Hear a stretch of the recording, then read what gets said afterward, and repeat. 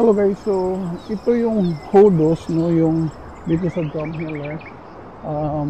Mga para siyang mga putik na tumigas. No, hindi naman siya bato or para siyang bato rin. Hindi ko ma-explain. Para siyang bato or para siyang putik na tumigas.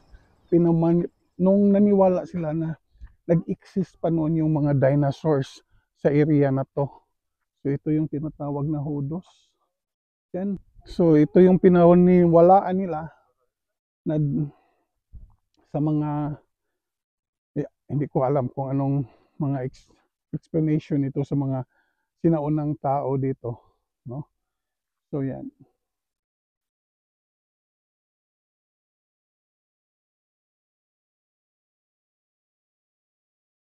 So yan.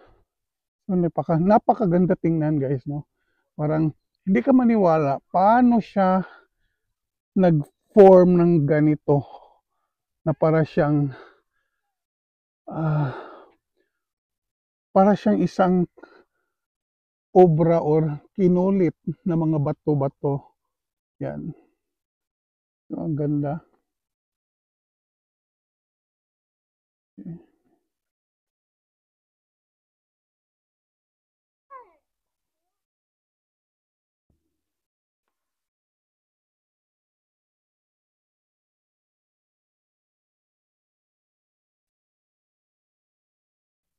Dito sa Drumheller, halos buong town nila, mga ganito ang mga formation sa mga stones or potik or ano to. Hindi ko ma-explain guys, no?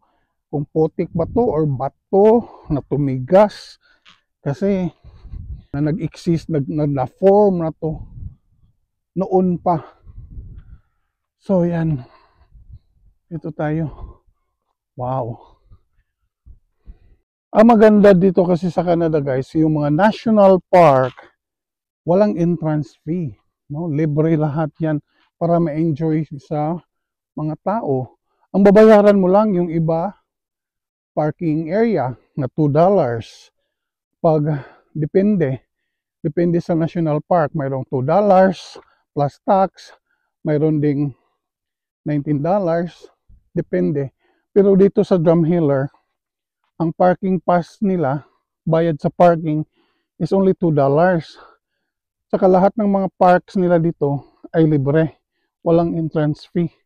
Kasi na-maintain under siya sa Alberta Environmental na office, no? Under siya sa Alberta Parking Office, no? Siya yung nagme-maintain dito sa. Ang ganda naman. Okay guys, so akyat tayo sa taas. Tapos uwi na tayo. Kasi medyo 10:30 na. Nakakahingal din, no? Parang umaakyat ka sa bundok. Ay. Wow! Ang ganda! Wow!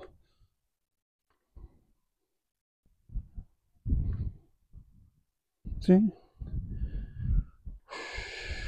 Wow, ang ganda. Ganda ng hangin.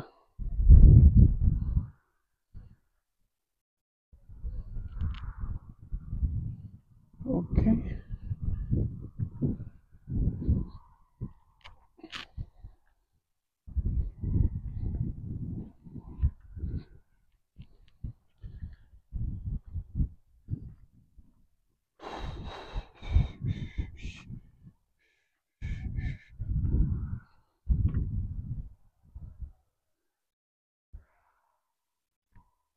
Hello guys, so uwi na tayo, no? Kasi medyo 11 o'clock na. So gutom na. So makarating tayo sa Calgary mga 11, 12, 1, no? Mga 1 o'clock. So tingnan natin muna yung daan muna tayo sa kanilang town dito sa Drumheller. Bili muna tayo ng coffee habang nagde-drive magko-coffee para hindi antukin. But anyway, tapos na yung araw ko dito sa Drumheller. Kagabi nag-camping kami and then ngayon, umuwi na yung mga kasama ko kasi ang check out is 11 o'clock. Dumaan muna ako dito sa Hodos, no? Kasi First time ko dito sa Hodos before like 2011 pa ata guys, or 2010. And then nasundan, second time, that was winter, pero hindi ako pumasok sa loob dahil delikado yung ano, yung snow, no? Tapos ngayon, pang third time ko to, malaking kaibahan, no? Mayroon na silang mga development compare before. So maganda na siya ngayon, mayroon ng mga reels, tapos hindi na masyadong nakakatakot pag umakyat ka sa bundok. But anyway, maraming salamat. Follow for more videos. Buhay Canada. Kuya Wilson. Salamat.